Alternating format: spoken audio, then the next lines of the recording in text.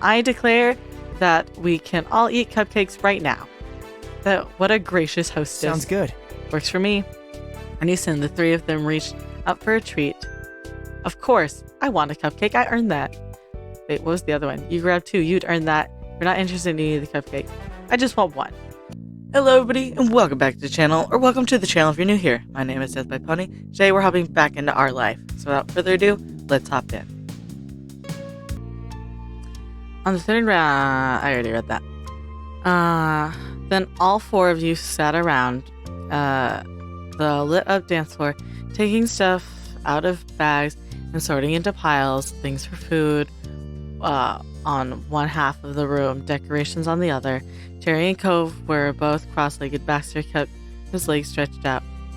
It was kind of like being a kid on Christmas, except instead of opening gifts, it was like you'd have to set up instead of piles of wrapping paper all around, it was plastic thank you shopping bags. You still had plenty of fun, especially after it was somehow decided that Cove Holden was the perfect hook for the feather boas. But after another was tossed over his shoulder and into his lap until he looked like a multicolored big bird, Cove accepted the assignment with only a moderate amount of complaining.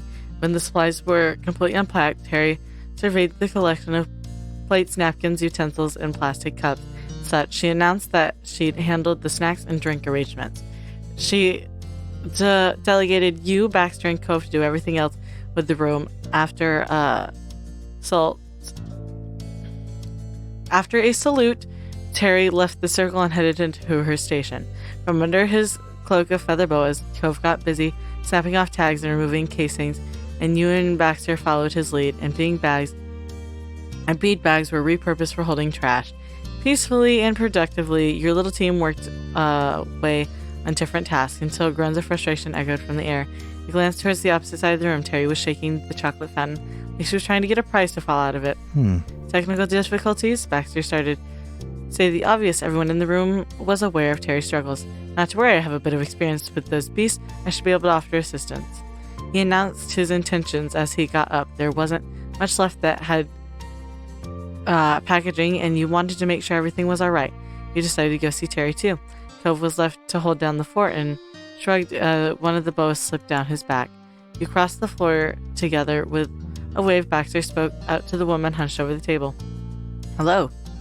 Terry sprung up at the sound. Her face was despairing. She skipped right past the greetings. How do you use this thing? You add chocolate and then it's supposed to go, right? Because it's not going. Baxter pursed his lips and cocked his head consideringly. Basically, yes. You add the melted chocolate into the machine and turn it on. It takes a minute, but it should start to flow. We can troubleshoot. Wait, the melted chocolate? She released her clutch on the fountain. Doesn't it melt when you put it in? A pinch of frustration made Baxter wince. It was only momentary. Then he was smiling placatingly. He had to deliver bad news as pleasantly as possible. To use a chocolate fountain, the chocolate must be melted ahead of time. It won't cook in the machine. Those novelties aren't that sophisticated. What? I didn't know that. I didn't know that. You didn't know that. I should have asked. I should have known. I should have been the one to set up it in the first place. Baxter's regret grew and grew. Forgive me. You've never used one before, and I have. Both of them dropped their faces with a sigh.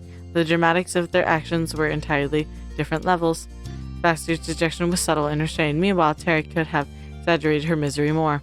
After Baxter used his own money to get it and all the trouble you went to finding the treats that could be used in the fountain, it ended up a useless melting tower. There has to be some way to make that thing work. Well, I give up. The universe does not want a chocolate fountain at this party. I'm sorry, I didn't know either. I think I hate fountains with the edible things now. You had to laugh at how disastrous it all was. Figurehead in mutual disappointment. There has to be a way. You're absolutely right. Baxter straightened himself up like an actual professional. He viewed the situation from an objective stance and could give the perspective to the more emotionally attached Terry. It's not too late quite yet. This is a temporary hitch. It will make the chocolate somewhat... I will take the chocolate somewhere it can be melted and come back. I'll need some way to keep it warm during the trip. Well... Perhaps a thermos would work? You should be able to find a thermos and melted chocolate before the party starts. He chuckled and handed over a hand over his mouth.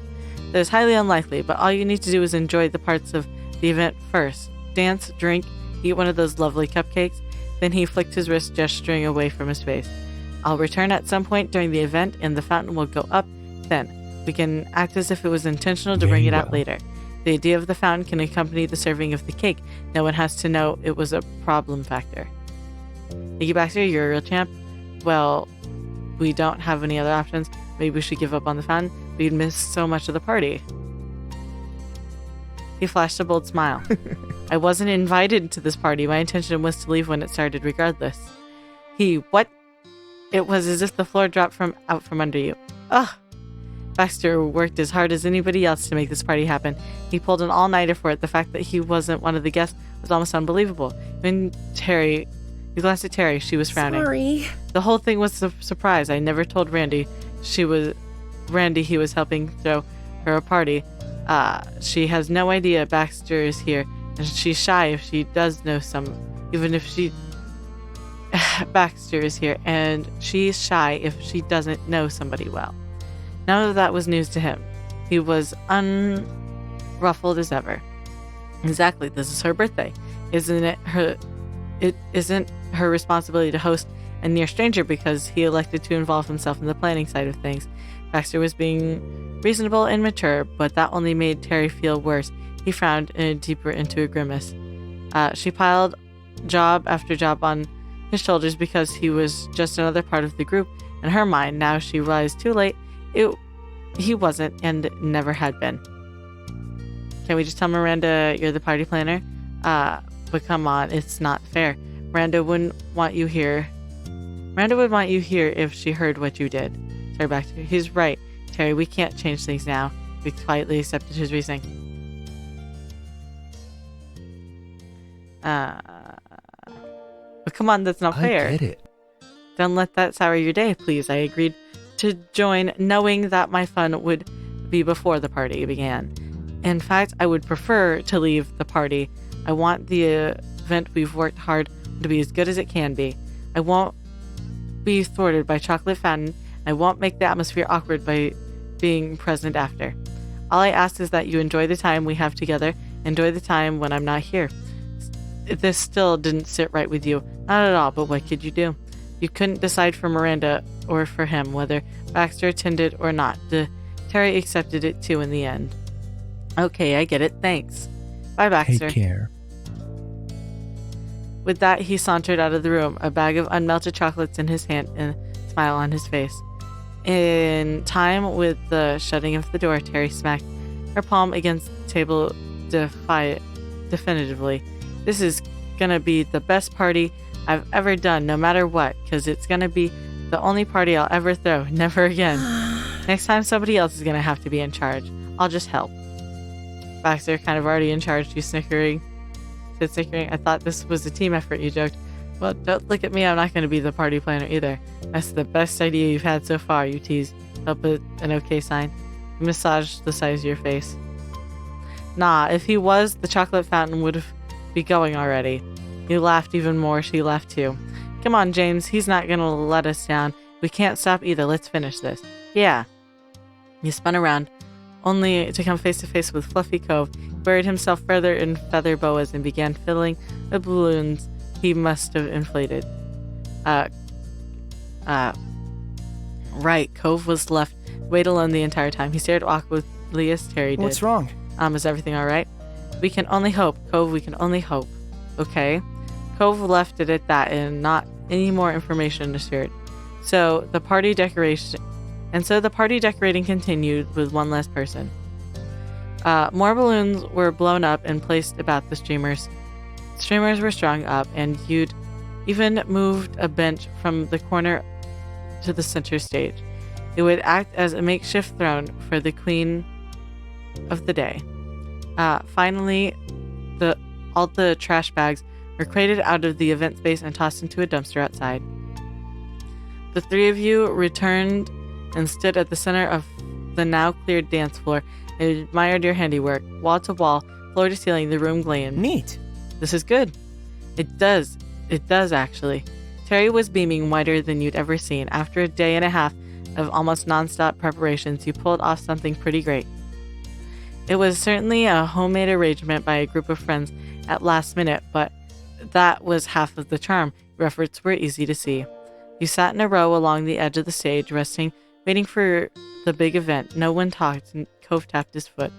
Until finally, Terry's phone went off. She read the message figuratively.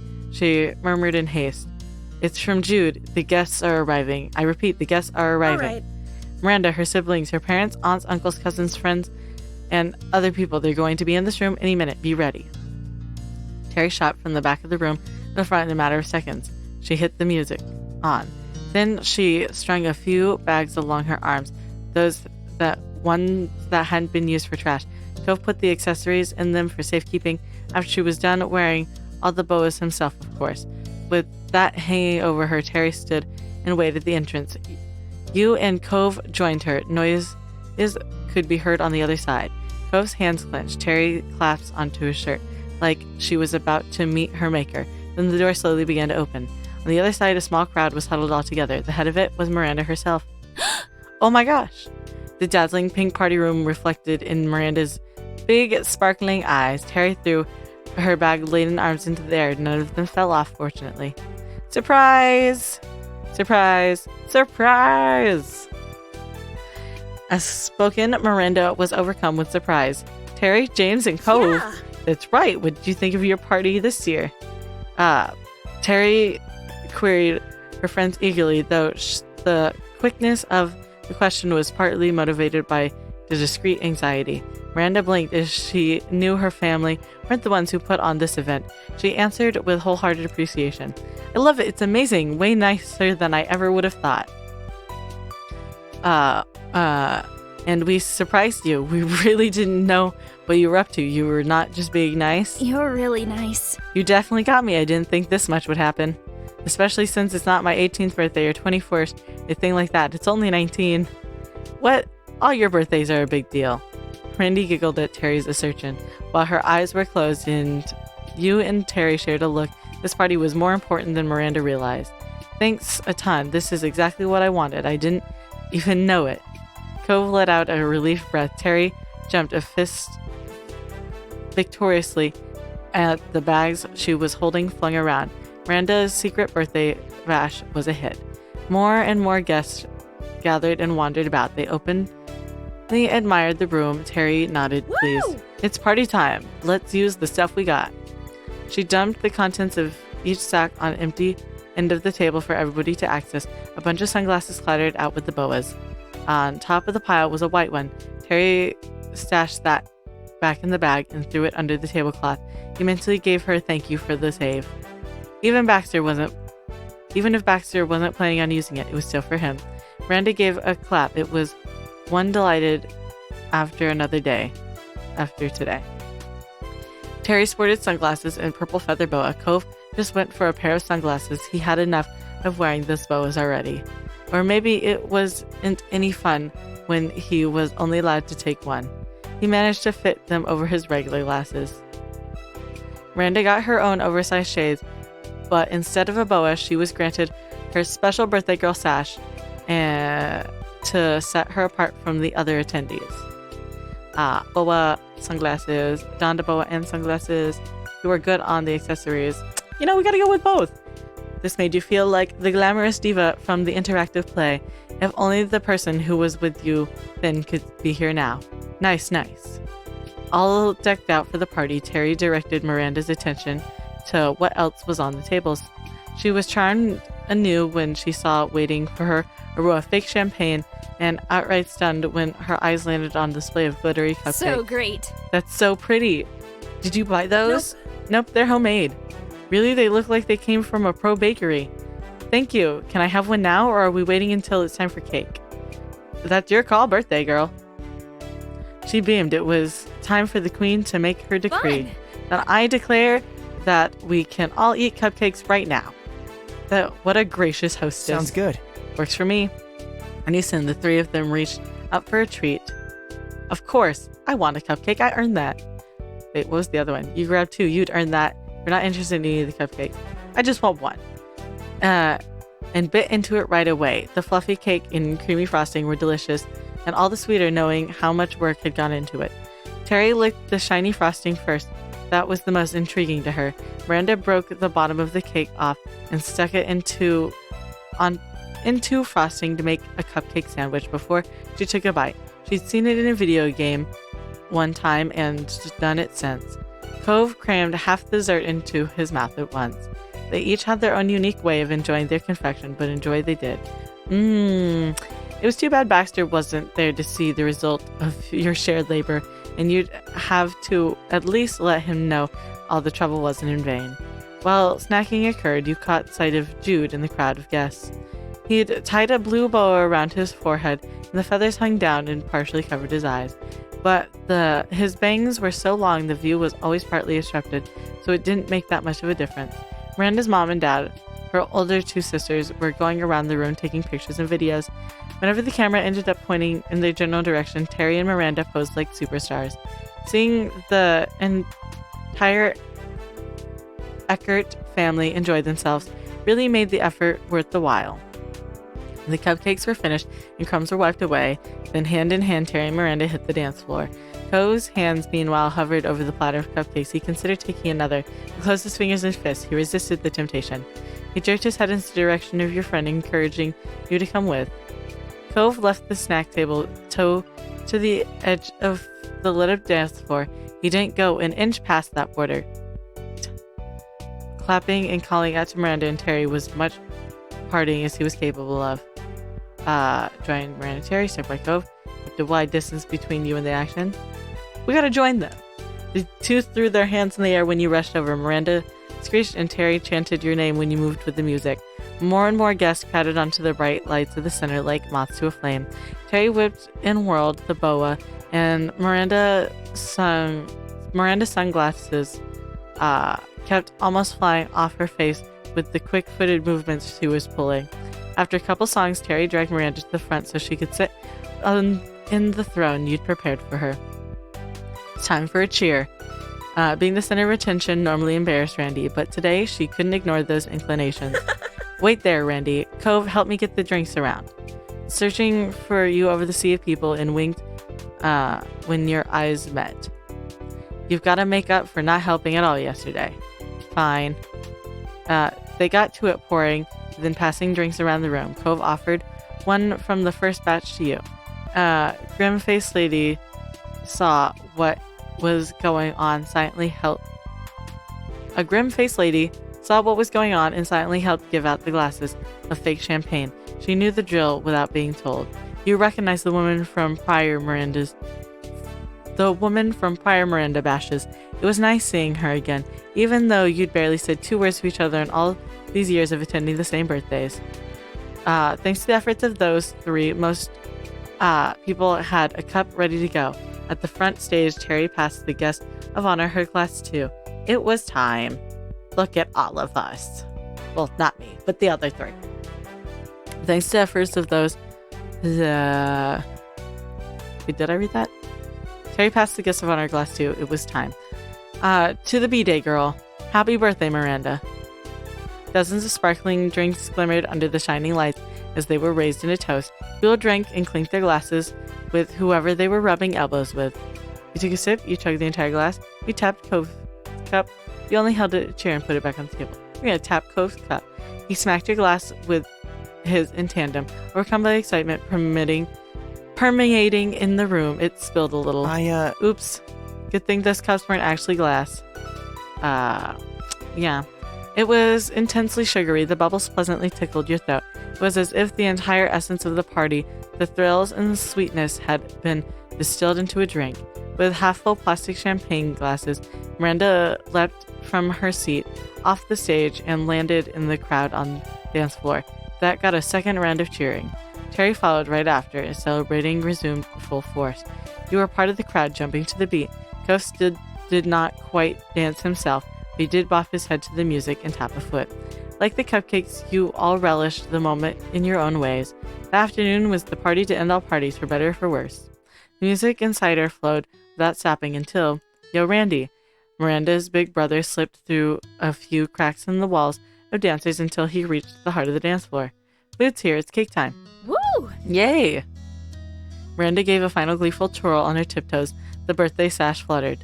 Terry waved Cove over. Oh, yeah. Let's eat. The gang reunited at the refreshment tables. And there, along with Miranda's parents setting up sandwich platters for lunch, was another figure, distinctly monochrome figure. He acted entirely at ease behind the table, busy doing the final check over a chocolate fountain. It was flipped on and slowly liquefied chocolate began to trickle out. Baxter did it. Is that Baxter? Miranda peered closer. She'd come face to face with an unexpected acquaintance in the gathering of people she knew best. Yeah, he was here before, too. Oh, why is he setting up the chocolate fountain for my birthday party? Terry's hand went over her hips and came out with the whole story. B-Man was a crucial member of the secret party planning group who made this whole thing happen. Wait, really? Miranda looked back and forth between Baxter and Terry at a loss. Baxter is nice, and I think he can't stand to see an event fail spectacularly or something, but for whatever reason, he wanted to help out. He took us to the store to get the supplies, made cupcakes, put up decorations, and did just about everything for the chocolate fountain. It almost had to be nixed like 3 times. Baxter kept his professionally polite demeanor the entire conversation, despite the fact that he had to have heard what they were talking about. Feign innocence, he came around to the other side of the table to properly greet the guest of honor. Hello, happy birthday. Thank you. Thank you. She barely knew what to say after finding out exactly how much he contributed, but her gaze dropped as she tugged at the sash self-consciously. A minute before, she was the life of the party, embracing the cheesy glitz with gusto, but in front of him, she felt childish. It was everything he expected and wanted to avoid coming to pass. Baxter gave a considerate smile. You should be able to manage the fountain now that it's running. Hope the rest of the party will be a lovely time. You're leaving already? Her question was barely a peep. She had to muster all her confidence to say that much. Yeah, my job is done. I was here only for that. I hope you enjoyed today's video, and if you did, remember to hit like. That way I know you're enjoying the videos I'm making. Remember to subscribe. That way YouTube brings you back here to see what's next. And I won't take up any more of your time. Have a good day, and I'll see y'all next time. Bye.